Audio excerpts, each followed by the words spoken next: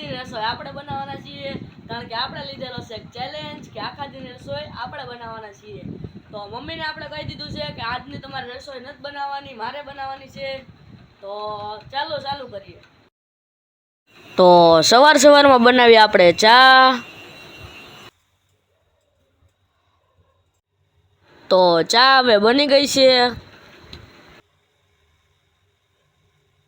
હવે આપણે લોઢી ઉતારી લઈએ, કારણ કે ભાખરી તળવાની છે.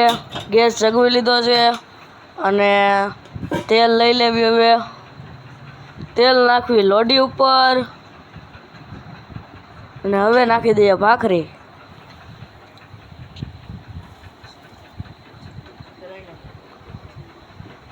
ભાખરી તૈયાર થઈ ગઈ છે. હવે બેસી ગયા છીએ આપણે નાસ્તો કરવા.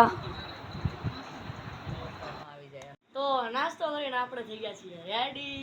અને અત્યારે ભાત બનાવવાના છે, એટલે બટેટા, ડુંગળી, મરચાં, પછી કોબી, મેગી નાખવાની છે. તો મમ્મી ગયા છે કામે અને આપણે ભાત બનાવવાના છે. આજે બટેટા કપાઈ ગયા છે, બટેટાને ધોઈ લેવી પહેલાં.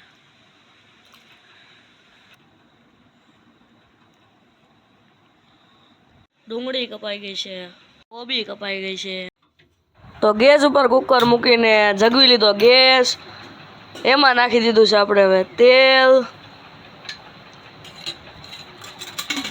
તેલ ગરમ થઈ ગયું છે. હવે નાખીએ એમાં ડુંગળી એમાં નાખી દીધી છે.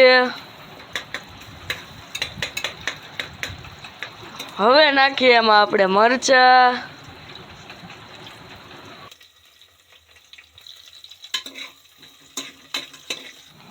પછી નાખીએ આપણે એમાં હળદર અને મીઠું.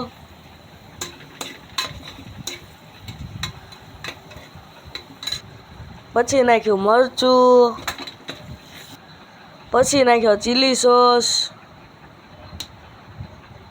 બીજો ગ્રીન ચીલી સોસ. પછી નાખીએ આપણે કોબી.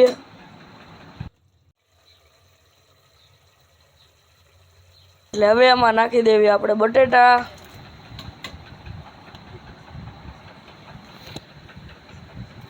પછી નાખીએ આપણે ચોખા.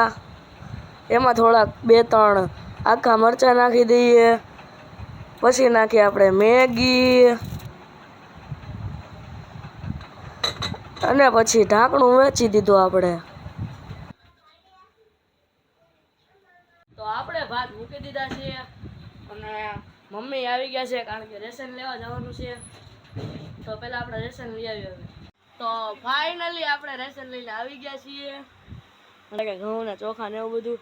અને મમ્મી જમવા બેસી ગયા છે, કારણ કે પછી એને ગામે જવાનું છે. પછી આપણે હવે જમવા બેસી જઈએ. મળીએ જમીને પછી.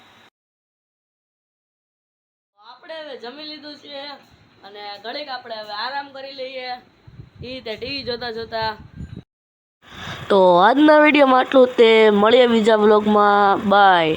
અને લાઈક સબસ્ક્રાઈબ કરવાનું ભૂલતા નહીં.